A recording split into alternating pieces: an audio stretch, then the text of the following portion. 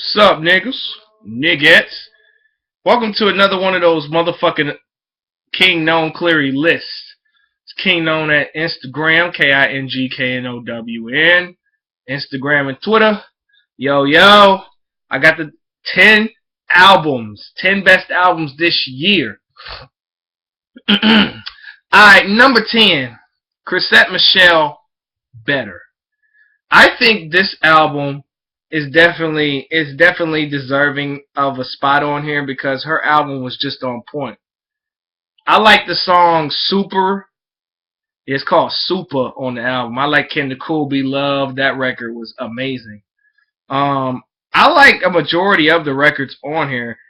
There's not really any slouches on that album. I think the skits could have been a little bit, embedded into the tracks. That way, it would have been, at the end of each track.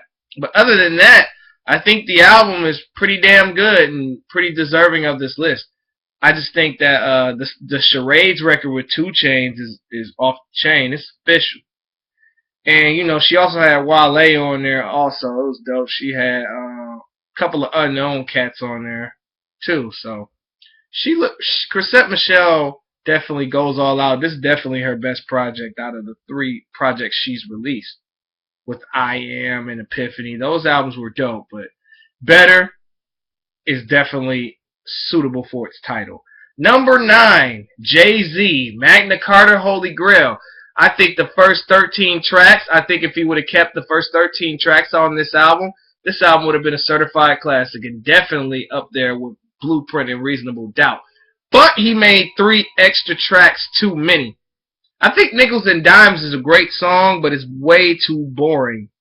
It turns down the value of the album. It makes you want to cut the album off and go to sleep. Jay-Z Blue, the beat is banging.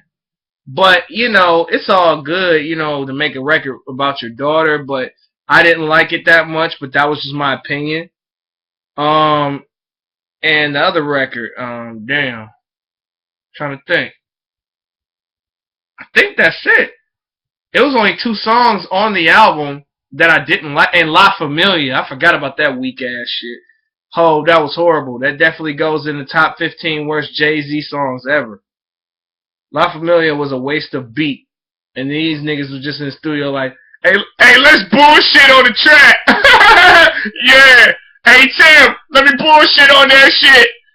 Jay, you know what I'm saying? This nigga always got to throw a couple bullshit songs on the album and shit. So, I think of the 15 track set, it was good until number 12. And then after number 12, it's crazy. It had BBC, it had Town Ford, it had Holy Grail, it had Somewhere in America. I mean, come on. This album was dope. And that's why Jay put it in the middle of the pack. I think that's where it belongs. I think it should be higher. I think it's on the level of American Gangster. But I don't think it's better than American Gangster, but it's definitely on that level. And furthermore, we move on before I start talking about Jay-Z all night. Number 8. Janelle Monáe, The Electric Lady. This album is raw from start to finish. I mean, Janelle has so many styles, so many types. She has ballads. She had a song with fucking Prince on there. Who does that in today's age? Who works with Prince? Janelle Monáe definitely stands out. She's different. She's awesome. She wears those suits. I tell Janelle Monáe, like, loosen up the blazer, loosen up the tie. You know what I'm saying? Yeah, Janelle Monáe sexy as hell, by the way. But yeah, I think the album has definitely got some replay value. I mean, Queen, that record is just phenomenal. It's definitely one of the best records in the last decade. Easy work. I think that her style, she could switch it up so many times. She has the fast-paced music, but then she has the slow-down music, the two-step music, the ballads, the slow songs. I like What an Experience also. There's so many records on the Electric Lady album. The title track with Solange was ill.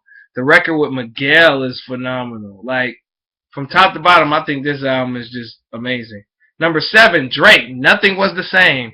I think Nothing Was the Same was the best Drake album, period, to me. I think it was better than Thank Me Later, Take Care. I just think that Nothing Was the Same just is just a cohesive project from start to finish. Like from from Own It and Tuscan Leather to the second track. You know what I'm saying? I couldn't even tell between them. I couldn't even tell. Tuscan Leather had two parts of that bitch. And Own It and Wu-Tang Forever. Like, I couldn't even tell. I thought that was all one track. I thought Drake was doing the Justin Timberlake shit. But apparently he wasn't, and he organized the album correctly. I like Worst Behavior. That's arguably the best song on that record. I mean, Worst Behavior just gets you hyped because, you know, a lot of niggas that grow up with my kind of background aren't really necessarily noticed until they become something and get rich and get a whole lot of money. That's why Drake on the song like, they used to never want to hear us. You know, I could really relate to that because I was an outcast in my younger life and I was very shy and I was really awkward socially, so I could understand a record like that. And then Come Through, the second part of that bitch, woo! Amazing. I think it could have kept done without 305 to My City. I think that's one of the worst songs. Probably the worst Drake song, period. Because Detail sucks. All he can do is do beats. He can't sing or rap, so stop doing both. Don't quit your day job, Detail. Other than that, The Language with Birdman. Birdman come up on there and kill that shit. And nobody ever says Birdman kills that shit. Except on this record, he gets a pass. Let's see what else on the album. The second track on the album, I keep forgetting the fucking title of that. I'm embarrassed. That's because I don't fuck with Nothing Was the Same like I'm supposed to, but I still find it. And then Hold On, We're Going Home, started from the bottom. I mean, what else do you want in an album? I mean, if you would have took 305 to My City off that album, that could have went. And Connect, that was kind of weak. I like the record with Gene Aiko, From Time, that was nice. I love that record. Number 6, Kid Cudi, Indica. Again, another cohesive project. It's just one of those projects that puts you on a different planet. It puts you in a zone. It puts you on some other shit. Like from track 1 to track 2. Like track 1 was just a beat. But Mr. Cudi, man, he smacks that motherfucking beat machine. And he produced almost all the songs except one. All of them is his beats. I mean, I like Just What I Am. I like Unfuckwittable. That is the best Kid Cudi song ever.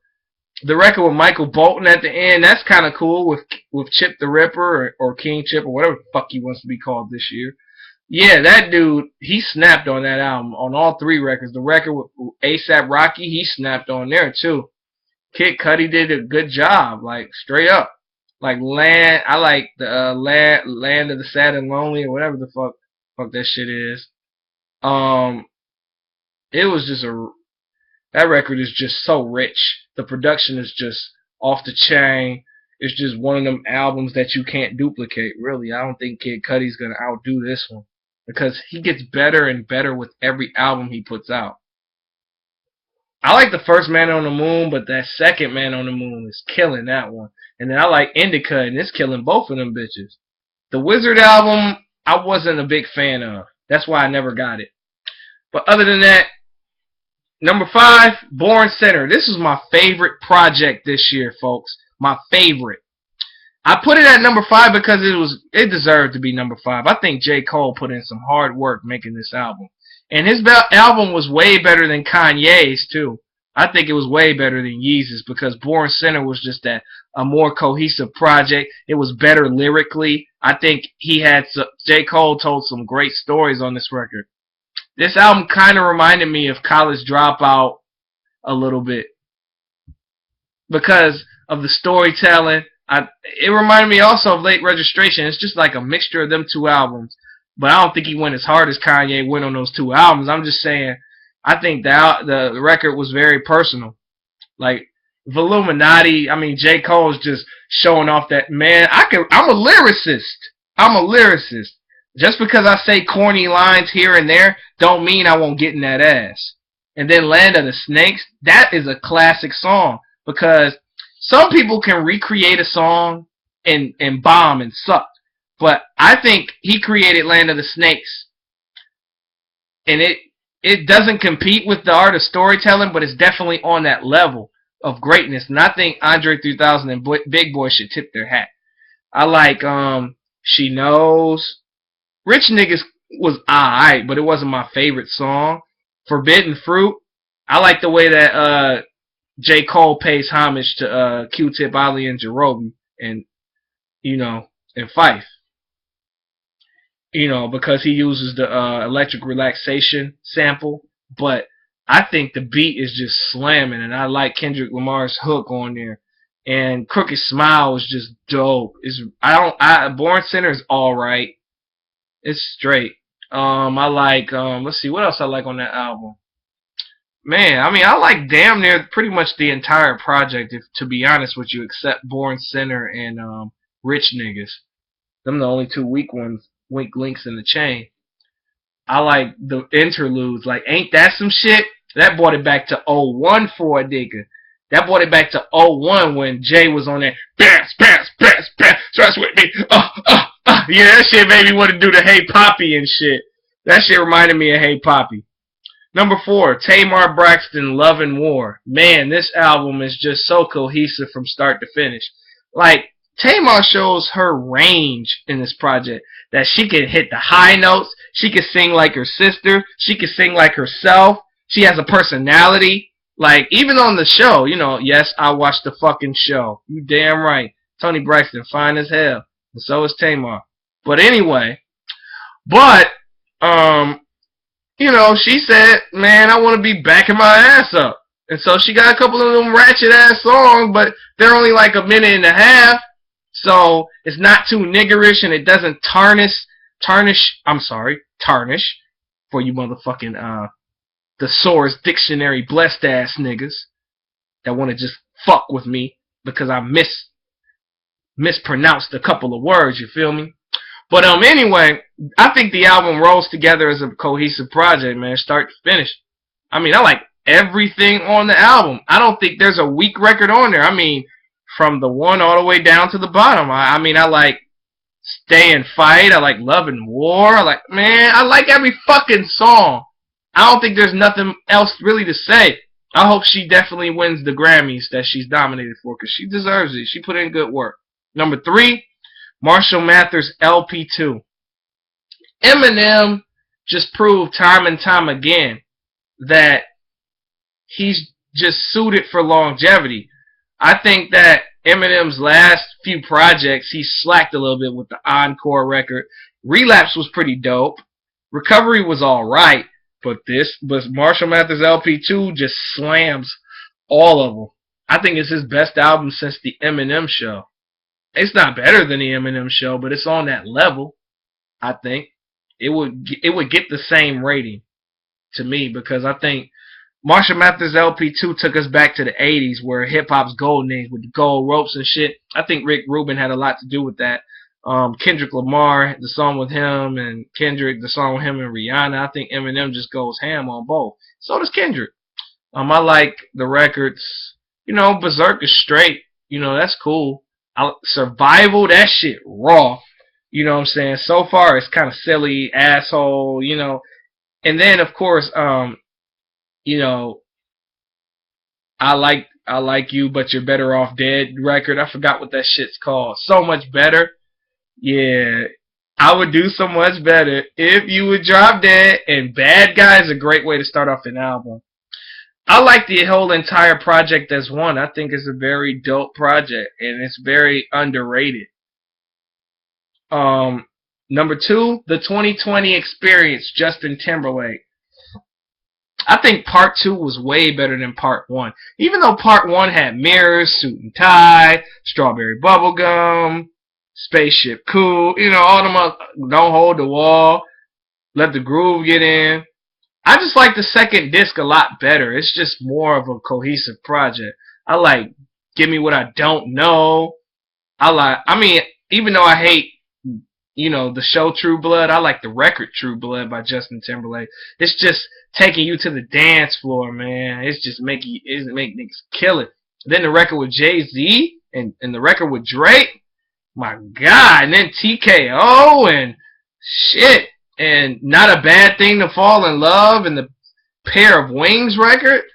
Man, that's how you close an album right there. And the bonus tracks, Electric Lady, they're alright. But I'm glad that he kept them off. The bonus tracks, them 2 bonus tracks at the end. But Electric Lady beat was off the chain, by the way. And the whole project, I mean, I'm biased with anything that Timberland produces all the way. I'm already biased. And then Justin Timberlake's songs are just dope. Amnesia, that was a masterpiece. You know what I'm saying? That was a masterpiece. Everything on this project was a masterpiece. Number 1, Pusha T, My Name Is My Name. A lot of people gonna be like, why is this album of the year? I will tell you why. Strong project, straight to the point, truthful.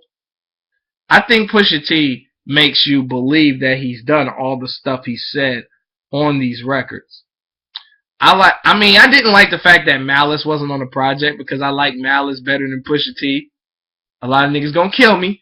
I think Pusha's more marketable and has more of a chance of success because, you know, he's considered a swag rapper, which I heavily disagree. I think he's a street lyricist. He could be a poet at times.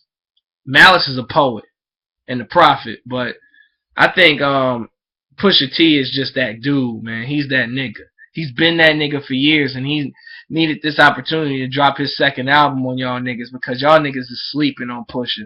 Like, from start to finish. I mean, King Push. I mean, Numbers on the Boards. Suicide.